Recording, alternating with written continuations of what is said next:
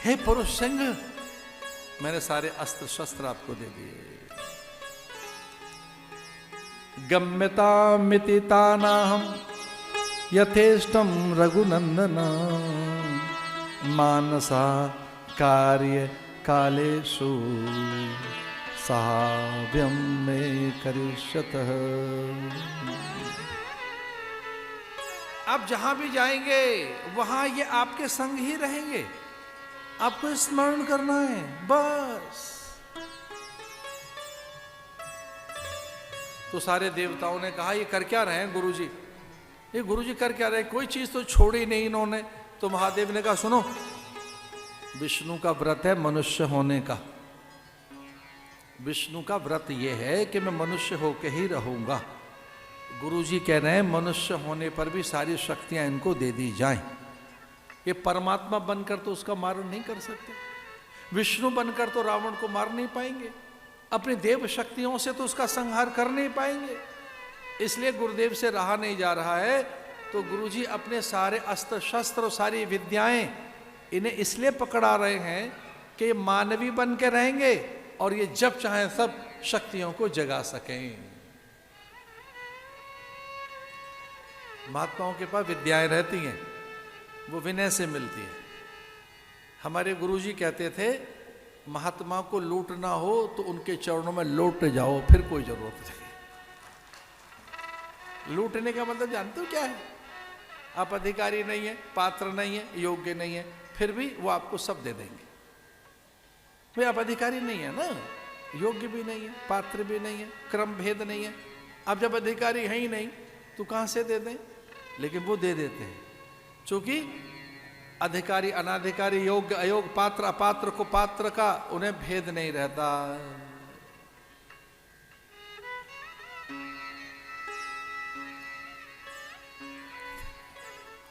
मानवीय रूप में आपके पास ये सारी शक्तियां रहेंगे। यद्यपि आप परमात्मा हैं, आप भगवान हैं, आप सर्वेश्वर हो, आप सर्वज्ञ हैं, सर्वसमर्थ हैं, सर्वशक्तिमान हैं, आपसे महान कोई नहीं है, आप सर्वोच्च हैं।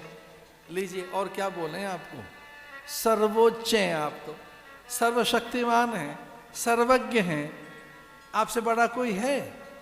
आप तो जगन नियंता हैं, जगदीश हैं, आरंभ के भी आरंभ में पुराण पुरुषोत्तम है, पर ब्रह्म परमात्मा हैं। आप हैं तो मनुष्य बनकर आयो तो लीला करने।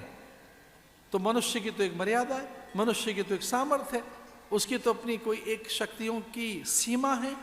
लेकिन ये मैं इसलिए प्रदान कर रहा हूं, गुरुदेव ने कहा कि आप इनसे लोक कल्याण कर सकते हो। जब गुरुदेव को अत्यंत प्रसन्न देखा, राम जी ने, रामायण में आता है, तो पूछने लगे कि गुरुदेव अब हम कहाँ जा रहे हैं? जब गुरुदेव को अत्यंत प्रसन्न देखा, क्या बहुत प्रसन्न है, उत्फुल्लित हैं, आह्लादित हैं, अब आप इतने आनंद में क्यों आ गए चलते चलते? तो राम से रहा नहीं गया। वैसे गुरु को टोकना नहीं चाहिए कि जी हमें कहाँ लेके जा रहे हो, जहां ले चलोगे वहीं मैं चलूंगा, ऐसा करना चाहिए। कब कौन कहां कैसे और क्या, ये गुरुओं से नहीं पूछना चाहिए। कब कौन कहां कैसे और क्या, ये गुरु से प्रश्न नहीं करना चाहिए कभी भी। ये उसको ही पता है कब है, कौन है, कहां है, कैसे और क्या, गुरु से नहीं पूछा जाता। पर इतने आह्लादित हैं गुरु, तो मगन है, उनसे अपनी प्रसन्नता छिपाई नहीं छिप रही। तो पूछ लिया राम ने कि भगवान अब हम कहाँ जा रहे हैं? तो गुरुजी ने कहा अब हम मिथिला जा रहे हैं, अब हम जनकपुर जा रहे हैं, अब हम जनकपुर में चले मुनि वृंद सहाय, हर्ष चले मुनि वृंद सहाय, हर्ष चले मुनि वृंद सहाय,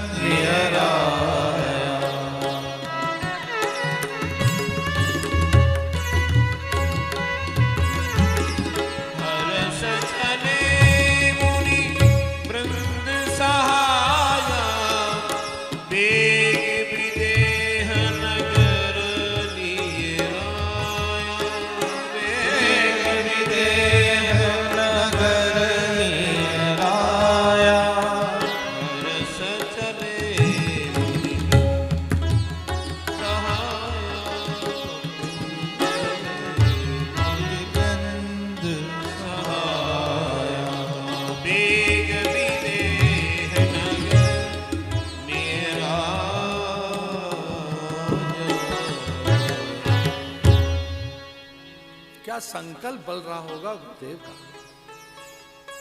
वेग विदेह नगर नेहर आया, मिथिला बहुत निकट दिखी। उमंग में उत्साह में चले तो होंगे, पर उमंग कितनी है, उल्लास कितना है। जानकी जी को देखने का क्या चाव है प्रभु के मन में, मिथिला जाने की क्या प्रसन्नता है राम जी के मन में।